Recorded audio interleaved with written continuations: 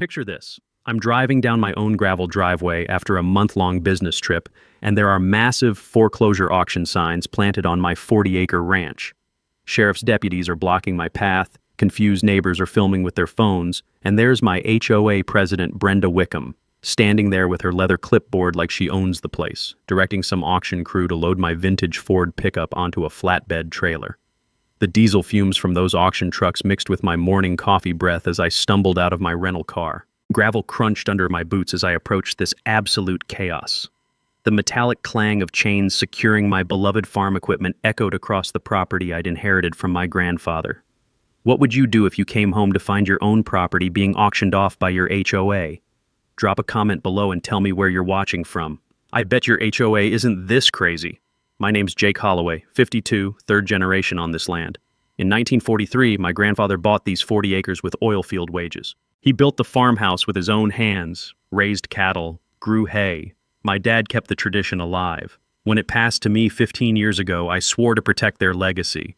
I'm an agricultural consultant, soil testing, crop rotation advice, traveling across Texas and beyond. Recently divorced, no kids, so the road suits me. Keeps the ranch running and bills paid. My property sits right on the edge of Meadowbrook Heights HOA, a fancy subdivision that sprouted up in the late 80s when they rezoned half the county. Here's the thing.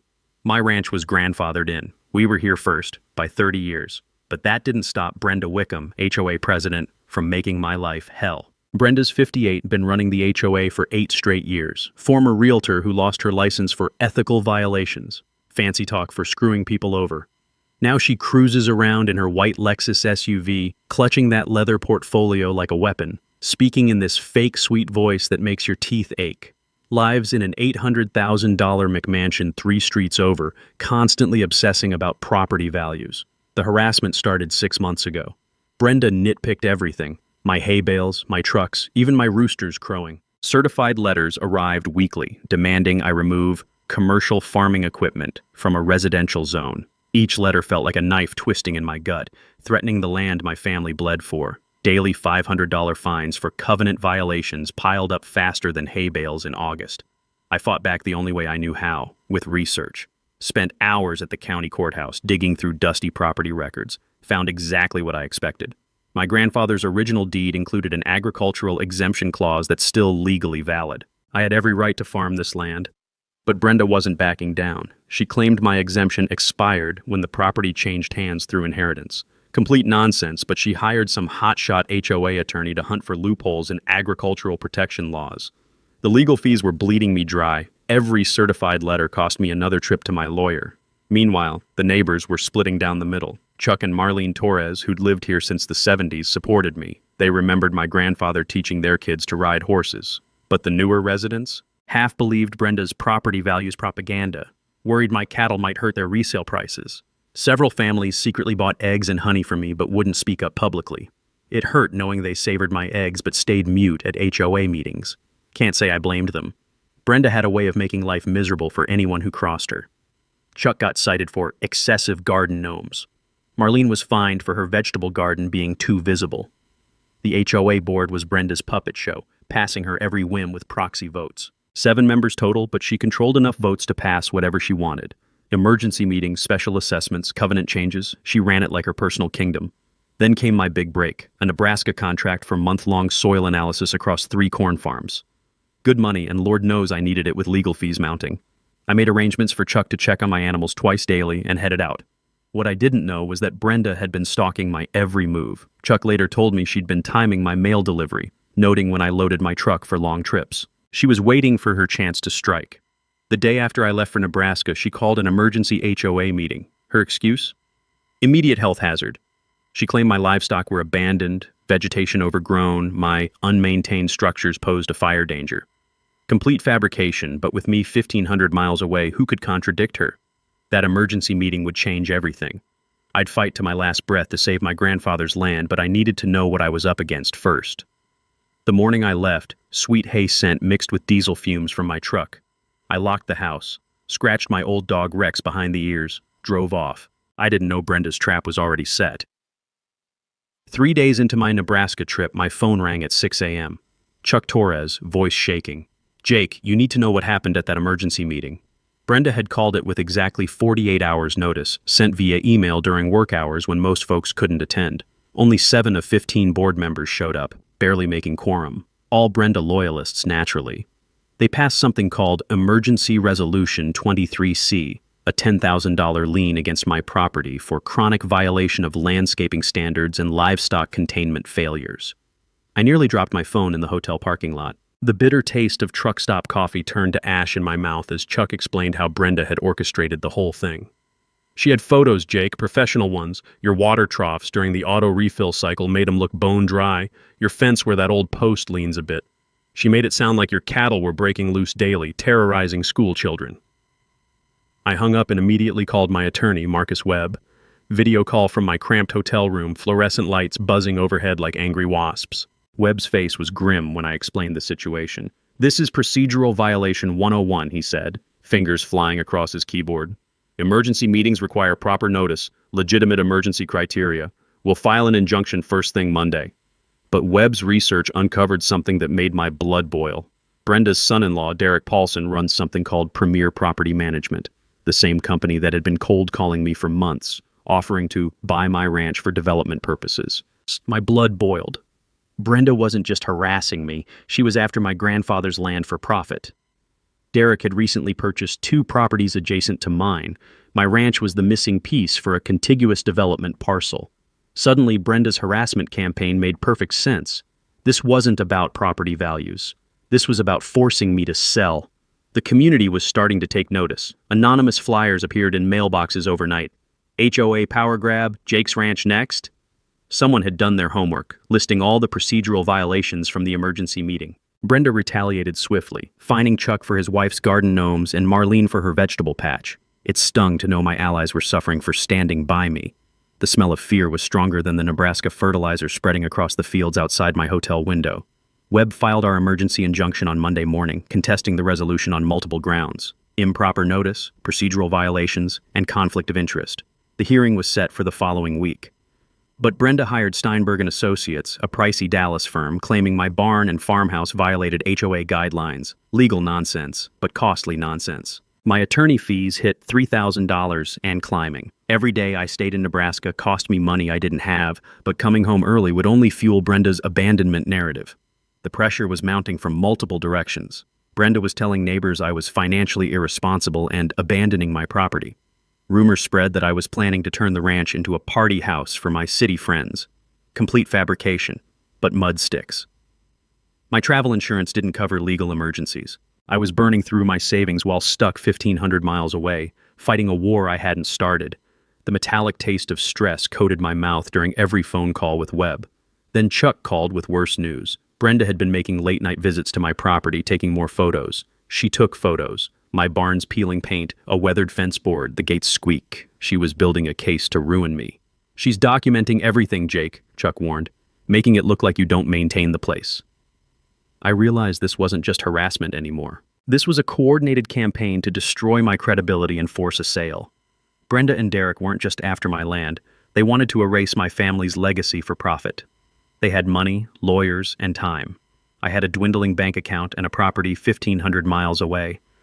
But I also had something they didn't expect: the truth. And the growing realization that this wasn't personal anymore. This was business. Cold, calculated business designed to steal everything my grandfather had built. The mini twist was becoming crystal clear. Brenda's emergency meeting wasn't just about harassment. It was the opening move in a real estate conspiracy designed to steal my grandfather's land for a luxury development. I closed my laptop and stared out at the Nebraska cornfields.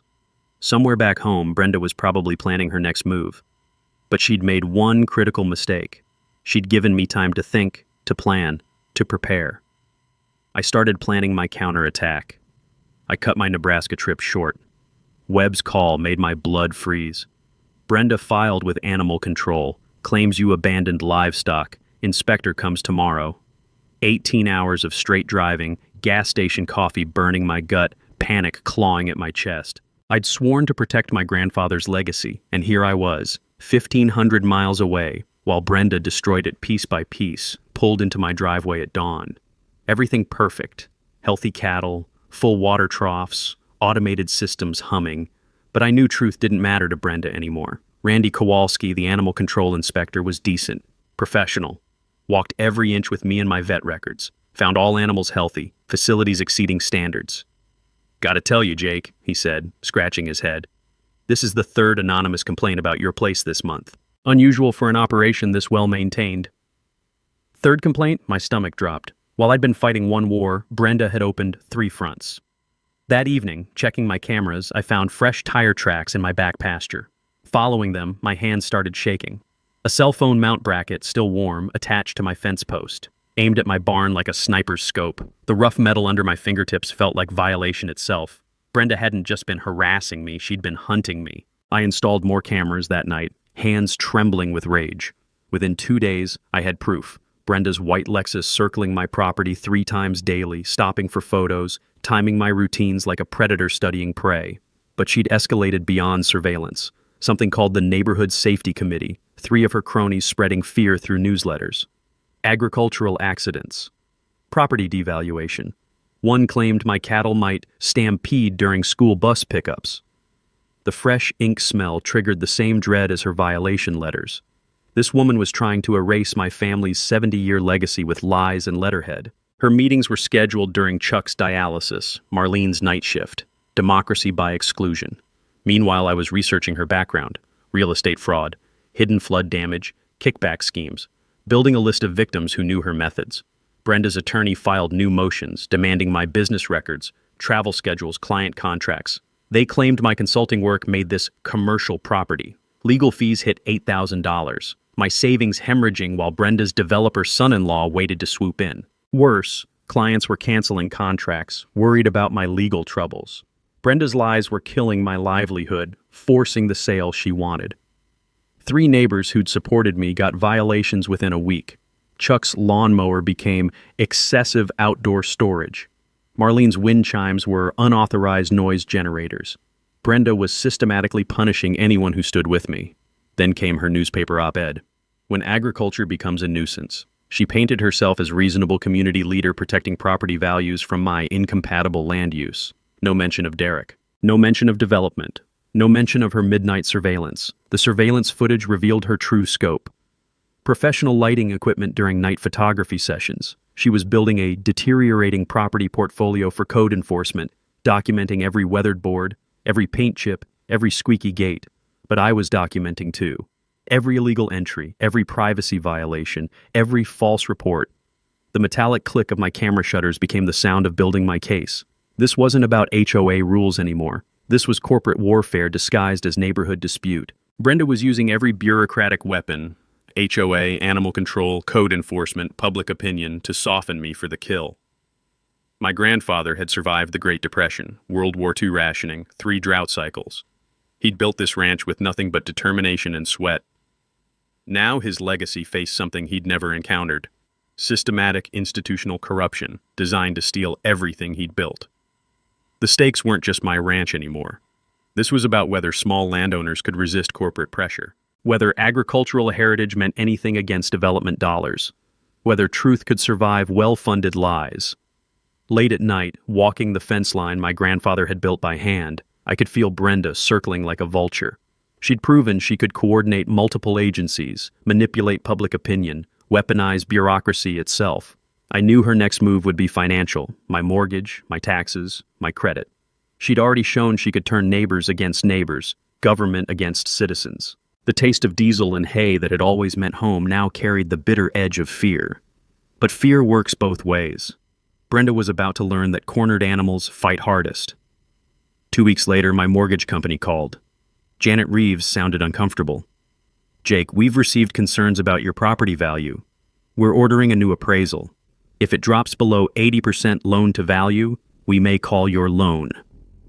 My coffee cup shattered against the kitchen floor. Hot liquid splashed my boots as the words sank in. 60 days until my adjustable rate reset, and now Brenda was poisoning my mortgage company with lies. This wasn't harassment anymore. This was financial assassination. I hired independent appraiser Linda Chen, who found no value decrease. Agricultural properties had actually appreciated 12%. But when I demanded a different bank appraiser, they refused. Cost efficiency, they claimed. The fix was in. Brenda's surveillance escalated to professional-grade stalking. My cameras captured her using flash photography equipment at midnight, creating dramatic shadows that made normal wear look like serious deterioration.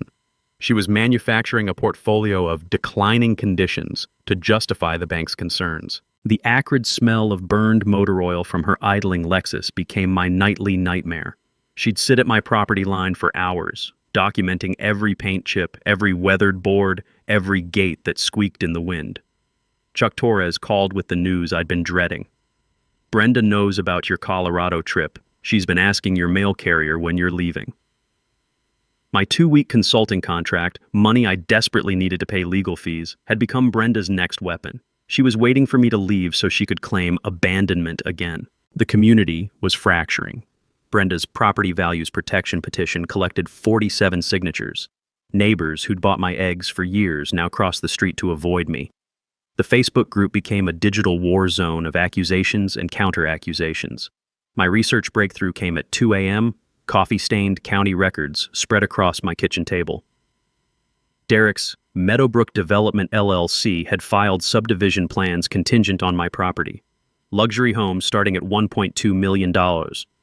Executive rural estates built on my grandfather's grave. Webb's discovery revealed the smoking gun, 18 months of emails between Brenda and Derek. Remove the agricultural obstacle. Accelerate acquisition timeline. Handle the farmer through HOA pressure. But the financial web ran deeper. Derek had spent $200,000 on architectural plans. Brenda had personally guaranteed $50,000 for his development costs. 3 neighboring properties had contingency contracts depending on my ranch. She wasn't just harassing me, she was facing bankruptcy if I didn't sell. The emails revealed conflict of interest violations, undisclosed family connections, breach of fiduciary duty. We had them on fraud, conspiracy, and organized crime. The rough texture of those printed emails felt like vindication in my hands. Then came the kill shot, certified letter increasing my HOA lien to $25,000. Bank threatened foreclosure within 30 days. Legal fees had bled me for $15,000. I was drowning in debt while Brenda's lies convinced neighbors I was financially irresponsible. Anonymous investor calls increased, all below market offers, all coincidentally timed with Brenda's pressure campaign. The taste of desperation was bitter as black coffee. I was losing everything my grandfather had built, not to drought or depression or market forces, but to institutional corruption wearing a smile and carrying a clipboard. That night, I sat in Grandpa's workshop, surrounded by tools that had built this place. His workbench, worn smooth by 70 years of calloused hands. The familiar scent of motor oil and sawdust that meant home, safety, legacy. Brenda thought she was fighting a simple farmer who'd fold under pressure. She'd weaponized bureaucracy, corrupted my mortgage, turned neighbors against me, and conspired to steal my family's heritage for profit. But she'd made one critical mistake. She'd given me time to document her crimes, to understand her methods, to see the full scope of her conspiracy. My grandfather had survived the Dust Bowl by being tougher than the wind, the Depression by being smarter than poverty, World War II by refusing to quit when quitting seemed rational. His blood ran in my veins, his determination lived in my bones. I stood up from his workbench, decision crystallizing like ice. They wanted to destroy me through institutions. I'd use those same institutions to destroy them. Brenda wanted a war disguised as civic duty. She was about to get one. But this time, I wouldn't be fighting alone. I had evidence, allies, and something she'd never understand. The righteous fury of a man defending his grandfather's sacred ground. Time to stop playing defense. Time to attack. Webb's call came at dawn. "Jake, get down here. We found the smoking gun." I drove through morning fog, hands trembling on the steering wheel. After months of being crushed by Brenda's bureaucratic machine, Webb's excitement felt dangerous to hope for. His conference table was covered with yellowed documents that smelled like my grandfather's old trunk. Webb's finger stabbed at highlighted text that made my vision blur. Original HOA Covenant, 1987. Read this. The words hit like lightning. Pre-existing agricultural operations explicitly excluded from HOA authority. My property was specifically named as grandfathered agricultural use, permanently exempt from all covenants. My legs gave out. I collapsed into the chair, breath coming in gasps. "You mean?" "Brenda never had authority over your ranch. Not exempted. Excluded. The HOA legally cannot touch you. Never could." The room spun. Months of terror, harassment, financial bleeding, all based on a lie Brenda knew was false. The taste of rage filled my mouth like copper pennies. But Webb wasn't finished. Email chains between Brenda and Derek read like a criminal confession. 18 months of coordination to remove the agricultural obstacle. Derek's $200,000 in architectural plans assuming my land's theft. Brenda's personal $50,000 guarantee explaining her desperation. She was facing bankruptcy if this scheme failed, Webb explained. That's why she escalated so aggressively. My hands shook as I read the nuclear revelation. County records show HOA incorporation was legally defective. They never filed required agricultural impact assessments. Jake, this organization might not legally exist. The fluorescent lights buzzed like angry hornets as the implications crashed over me. Every resident paying fees to an invalid organization. Every fine, every violation, every threat. Potentially criminal extortion under color of false authority. You're telling me dozens of families have been victimized by an organization with no legal standing? Exactly. And we can prove it. I stood up so fast my chair toppled backward. The smooth texture of those documents felt like vindication under my fingertips. For months, I'd felt like David fighting Goliath. Turns out Goliath was made of paper. The power dynamic hadn't just shifted, it had exploded. I wasn't fighting for agricultural exemptions anymore. I was about to expose the entire HOA as fraud and liberate my neighbors from years of tyranny.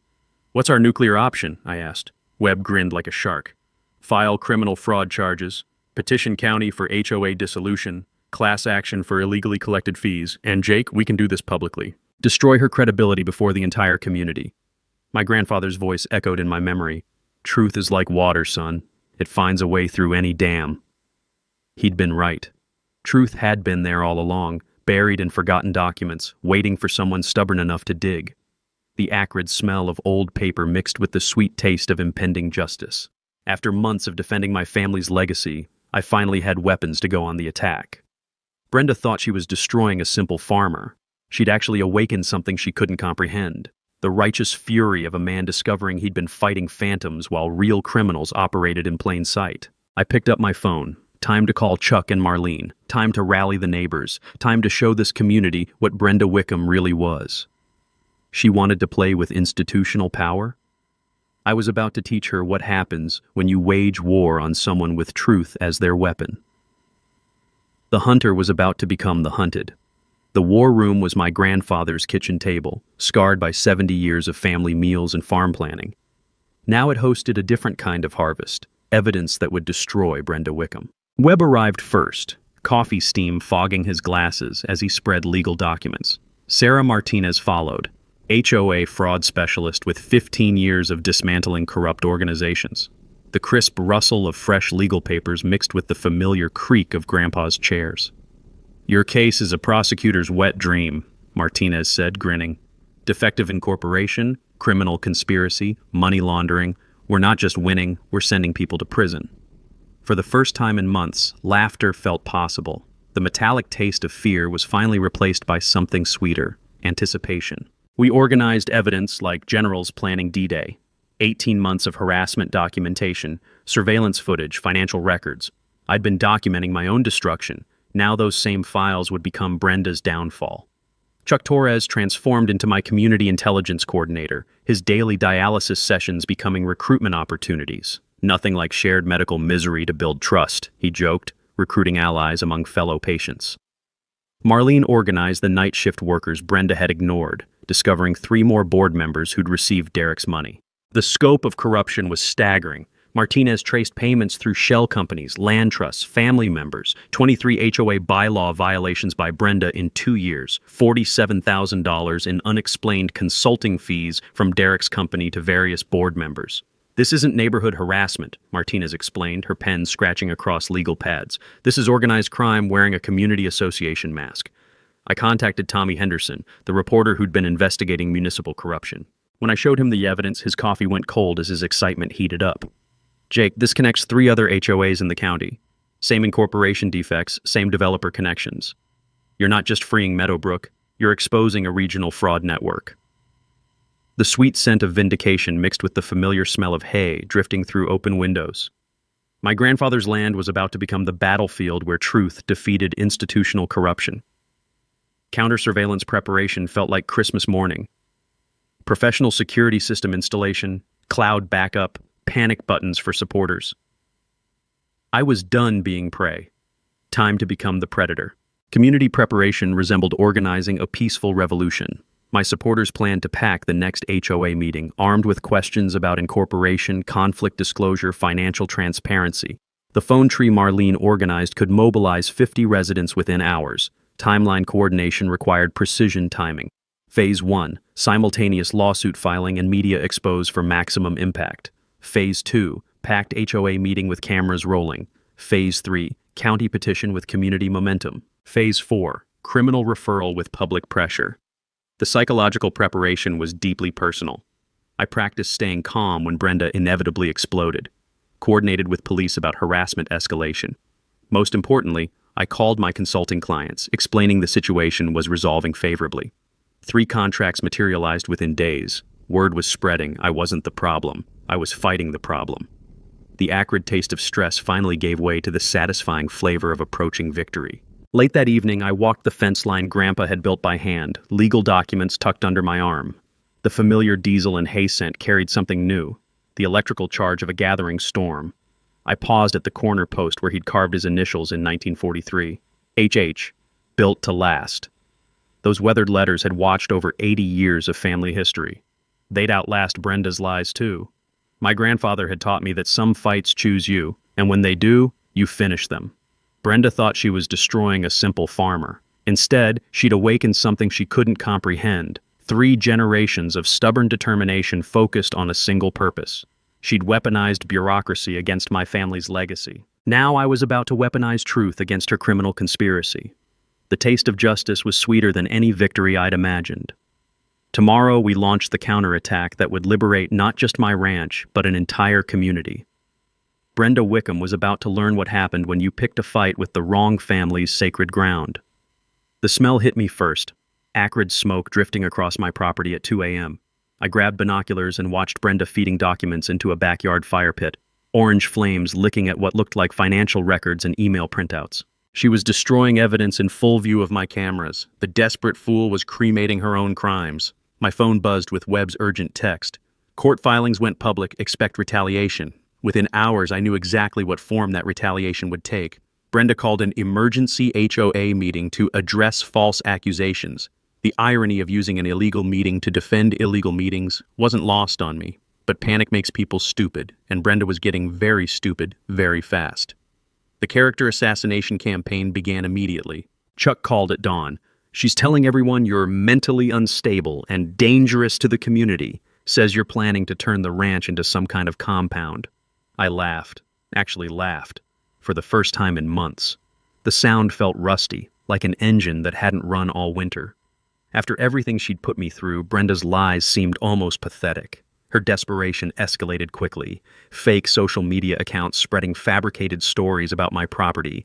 Phone calls to my consulting clients warning of safety concerns. She was trying to destroy my livelihood one final time, but now I was documenting everything: screenshots, IP traces, phone records, building an airtight harassment case. The mini twist came when Derek's lawyer filed emergency motions to seal our court records, claiming trade secrets and proprietary information. They argued development plans were confidential business data, not subject to public disclosure. Pure desperation. They knew public exposure would destroy not just Derek's investment, but potentially expose similar fraud schemes across the region. Brenda's surveillance intensified to full stalking mode. She'd recruited 2 safety committee cronies to photograph my daily activities, building evidence of imaginary violations. The rough gravel under their feet as they crept around my property boundaries was audible on my security recordings. But the psychological warfare backfired. Anonymous threatening letters in Chuck's mailbox only strengthened his resolve. Marlene's cracked windshield became evidence of criminal intimidation.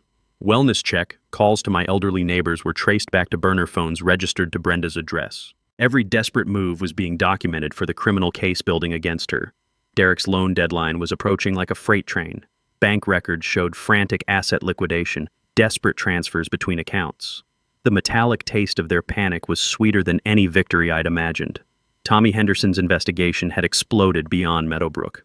3 other HOAs, 2 city council members, a regional development consortium. My ranch dispute was the thread unraveling countywide corruption. This is the keystone case, Henderson explained over coffee that had gone cold as we talked. The fluorescent diner lights cast harsh shadows across his growing pile of evidence. Your fight is bringing down the whole network. Brenda's support structure was collapsing. 2 board members resigned citing health concerns.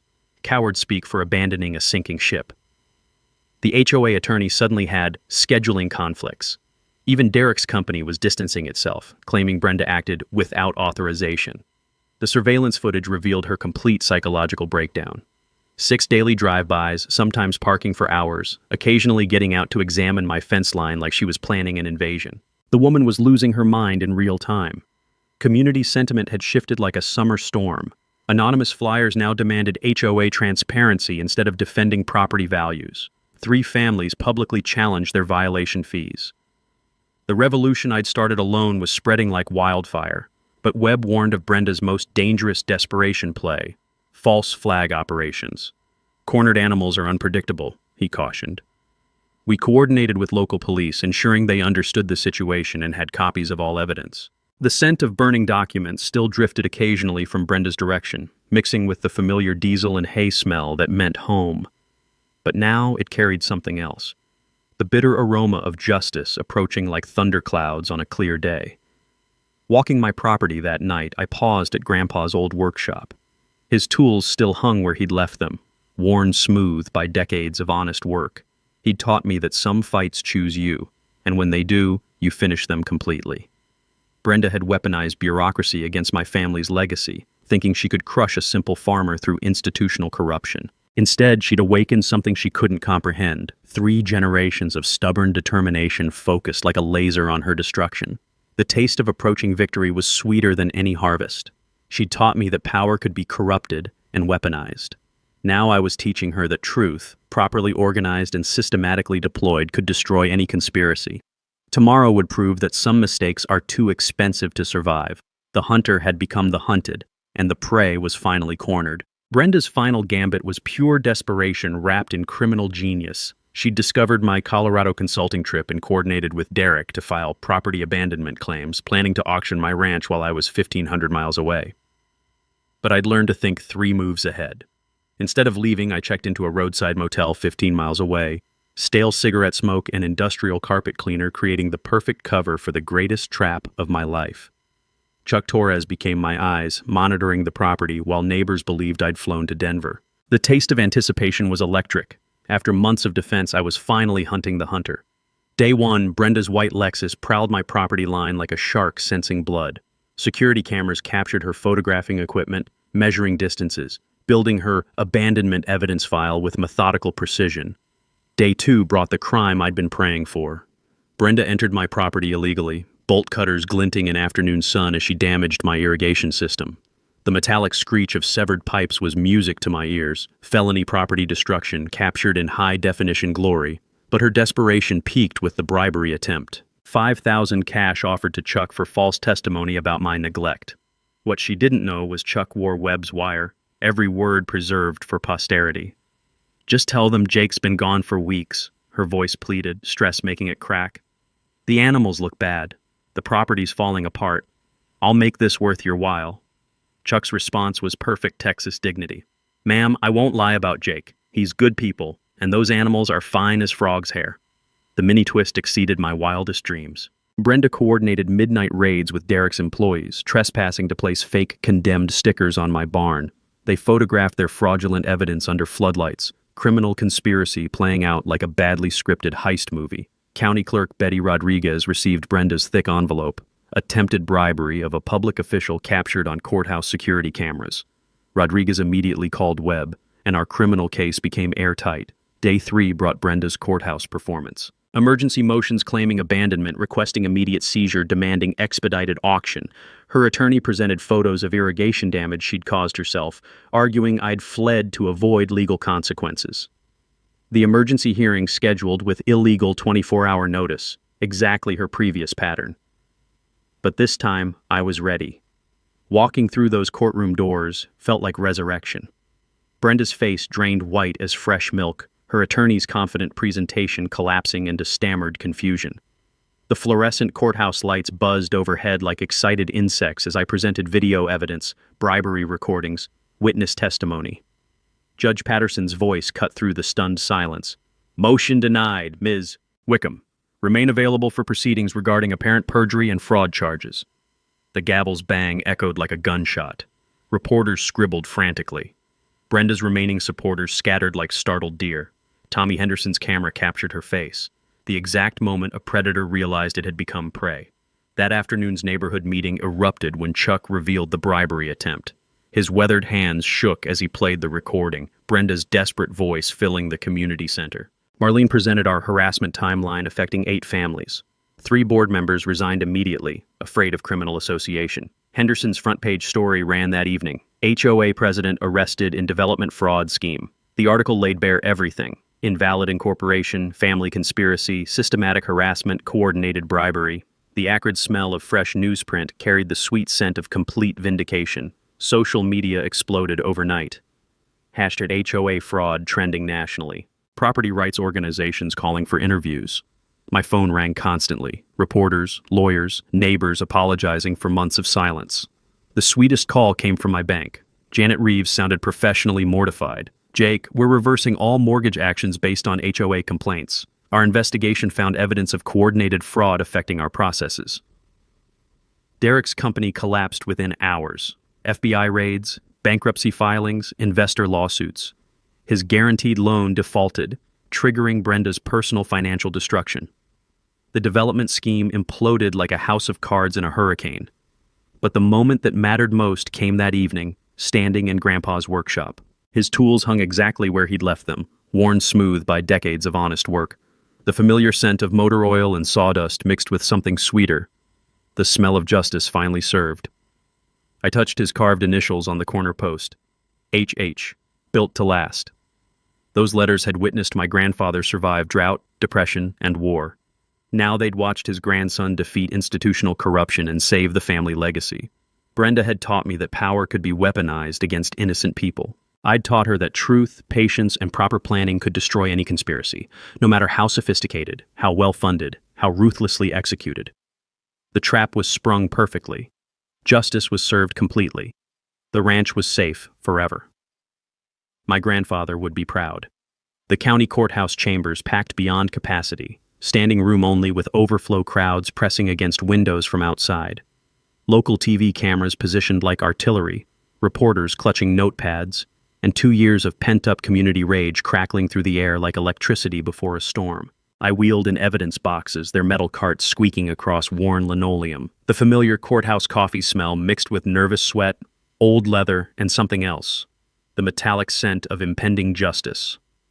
Brenda slunk through the back entrance like a criminal avoiding cameras. Gone was the pristine white Lexus, repossessed last week. She arrived in a borrowed Honda, looking like she'd aged 5 years in 5 days. Her expensive suit hung loose, stress having carved 20 pounds from her frame. My supporters filled the left side, Chuck and Marlene front row, their faces set with grim determination. Behind them, dozens of neighbors who'd finally found their courage. The right side held maybe 8 Brenda loyalists, looking like they'd rather be getting root canals. Commissioner Williams' gavel echoed through chambers buzzing with anticipation. We're examining allegations regarding Meadowbrook Heights HOA incorporation and enforcement actions. Martinez rose like an avenging angel, her 15 years of HOA fraud expertise commanding immediate attention. She methodically presented our evidence: defective incorporation, missing assessments, systematic harassment, criminal conspiracy. The video evidence played on courtroom screens. Brenda's midnight surveillance runs, her damaging my irrigation system. The bribery attempt, Derek's fake condemnation stickers. Each crime displayed in high-definition glory while gasps rippled through the crowd. Several Brenda supporters quietly fled during the video presentation, unwilling to be publicly associated with obvious criminality. The scrape of chairs and shuffle of embarrassed footsteps echoed their retreat. Brenda's attorney attempted damage control, claiming she'd protected property values and enforced legitimate covenants. His character witnesses, Derek's remaining friends, shell-shocked board members, painted Jake as vindictive and litigious. Then Chuck Torres took the stand. His weathered hands gripped the microphone like a lifeline as he played the bribery recording. Brenda's desperate voice offering $5,000 for false testimony filled the chamber with damning clarity. 40 years in this community, Chuck's voice cracked with emotion, and I never seen corruption this naked. This woman tried to buy my integrity for development money. The crowd's collective intake of breath was audible. Several people whispered prayers. One elderly woman openly wept. Marlene followed, documenting harassment affecting 8 families. Her voice strengthened as she described Brenda's systematic intimidation, targeting elderly residents, weaponizing bureaucracy, terrorizing anyone who opposed her reign. "She fined my husband for garden gnomes our grandchildren loved," Marlene's voice carried across the silent chamber. "Threatened foreclosure over wind chimes. This wasn't governance, it was terrorism." County Clerk Betty Rodriguez testified about attempted bribery, her voice shaking with righteous indignation. 23 years serving this county, and no one ever offered me money to falsify records. It was insulting, illegal, and un-American. Then my moment arrived. Walking to the witness stand, I felt Grandpa's presence like warmth on my shoulders. The microphone's cool metal anchored me as I began the most important speech of my life. My grandfather bought this land in 1943 with honest oilfield wages, built our ranch with his own hands, survived drought, depression, and war to pass this legacy to his family. The chamber fell cathedral quiet. Even the cameras stopped clicking. Brenda Wickham knew she had no legal authority over my property, yet she terrorized my family because of financial connections to a development scheme designed to steal our heritage. I presented the 1987 documents proving my exclusion from HOA authority, watching Brenda's face crumble as her legal foundation evaporated in real time. The mic drop moment came like thunder. "We're not seeking civil damages anymore. We're demanding criminal prosecution for organized crime disguised as civic duty." The chamber exploded. Spontaneous applause, cheers, foot-stomping approval that made the old building shake. Brenda collapsed into sobs, finally comprehending her complete destruction. Her attorney whispered urgent consultations while she wept into tissues, mascara streaming down her cheeks. Commissioner Williams pounded his gavel for order. "Based on overwhelming evidence, we're ordering immediate HOA dissolution investigation and referring all criminal matters for prosecution." The final gavel bang was drowned by celebration. Neighbors rushed forward with tears, apologies, congratulations. Mrs. Patterson from 3 streets over grabbed my hands. "Jake, we're so sorry we stayed quiet. We were just scared." Outside, deputies escorted Brenda toward waiting patrol cars. Her handcuffs glinted under afternoon sun as reporters captured her perp walk. The woman who'd terrorized Meadowbrook Heights was finally facing justice. Tommy Henderson's camera captured my final statement. "Truth and patience always defeat corruption. My grandfather taught me that some fights choose you, and when they do, you finish them completely." The taste of total vindication was sweeter than summer honey. Justice served, community freed, legacy preserved. Grandpa would be proud. 6 months later, standing in my restored barn surrounded by community volunteers, I could barely recognize the place where this nightmare had begun. The sweet scent of fresh hay mixed with barbecue smoke from the celebration outside, our first annual Property Rights Day festival. The immediate aftermath had been swift and decisive. My legal fees, totaling $31,000, were fully recovered through judgment against Brenda personally. The county dissolved the HOA completely, refunding $180,000 in illegally collected fees to residents. Derek's development company filed bankruptcy, its properties sold to a conservation trust that would preserve agricultural land permanently. Brenda herself received 18 months in federal prison for conspiracy, fraud, and bribery. Derek got 2 years for wire fraud and money laundering. The FBI's HOA fraud task force had used our evidence to prosecute 47 similar schemes nationwide, protecting thousands of families from institutional corruption. But the legal victories felt small compared to the community healing that followed. Neighbors organized Ranch Recovery Day to repair damage from Brenda's harassment campaign. Chuck and Marlene led 50 volunteers rebuilding fences, repainting my barn, and restoring the property to its former glory. The sound of hammers ringing against nails, the scratch of sandpaper on weathered wood, the laughter of children playing in hay piles. It felt like my grandfather's spirit had returned to watch his legacy being celebrated instead of threatened. Local businesses donated materials, labor, and equipment. The hardware store refused payment for supplies. 3 contractors worked for free, saying they were honored to help restore an American farm. Kids from the 4-H Club adopted my ranch for their agricultural education program, learning about soil conservation, animal husbandry, and sustainable farming. With the legal settlement money, I established the Meadowbrook Agricultural Heritage Foundation, a scholarship fund for rural students studying sustainable farming.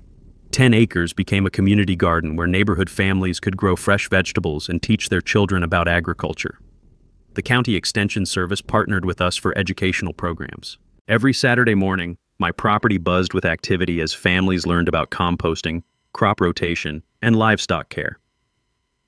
The metallic clink of garden tools replaced the harsh sound of Brenda's harassment letters. Jake's case became a legal precedent cited in textbooks and legislative hearings. New state laws now require agricultural impact assessments before HOA incorporation. Conflict of interest disclosure requirements were strengthened.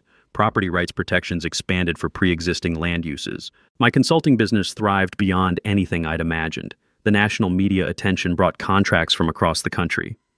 I became a spokesperson for rural property rights, speaking at conferences about resisting institutional corruption. A documentary filmmaker was planning to tell our story, with proceeds funding agricultural education programs. But the personal transformation meant more than professional success. The community that had once been divided by Brenda's manipulation was now united by shared purpose. Property values increased 12% after the corruption scandal resolved. Turns out honesty and integrity were better for real estate than harassment and lies. 3 new businesses opened in Meadowbrook, citing our community's integrity and courage as reasons for investment. Tourism increased as visitors came to see the David versus Goliath ranch and learn about fighting bureaucratic corruption. Chuck Torres, cancer-free after his latest treatment, became our volunteer coordinator. Marlene Torres managed the community garden with military precision. Even former Brenda supporters approached with apologies, asking how they could contribute to healing. The ranch operations expanded beyond anything my grandfather could have imagined. Heritage breed cattle, organic vegetable production, educational programs, and agritourism brought new life to old traditions. The familiar diesel smell of farm equipment mixed with the fresh scent of possibility. Standing in that barn during our festival, watching families enjoy fresh corn, homemade pie, and live bluegrass music, I touched the corner post where Grandpa had carved HH, built to last. Those weathered letters had witnessed his survival of drought and depression, my battle against corruption, and now our community's rebirth. The smooth texture of worn wood under my fingers carried 80 years of family history and hope for 80 more. Children were learning that agriculture wasn't just farming. It was heritage, sustainability, and resistance to forces that would pave over everything precious for profit. My phone buzzed with a message from Tommy Henderson. "Jake, got a call about another HOA fraud case in Williamson County. Interested in helping another family fight back?" I smiled, watching kids chase chickens while their parents learned about soil conservation. Brenda had taught me that institutional power could be weaponized against innocent people. My grandfather's legacy had taught me that truth, patience, and community could defeat any corruption. "Tell them I'll be there," I typed back. "Some fights choose you, and when they do, you finish them, then help others do the same." The taste of justice was sweet, but sharing it with others was even sweeter. Share your HOA nightmare story in the comments. You might be next. And don't forget to subscribe and ring that bell for more David versus Goliath justice stories.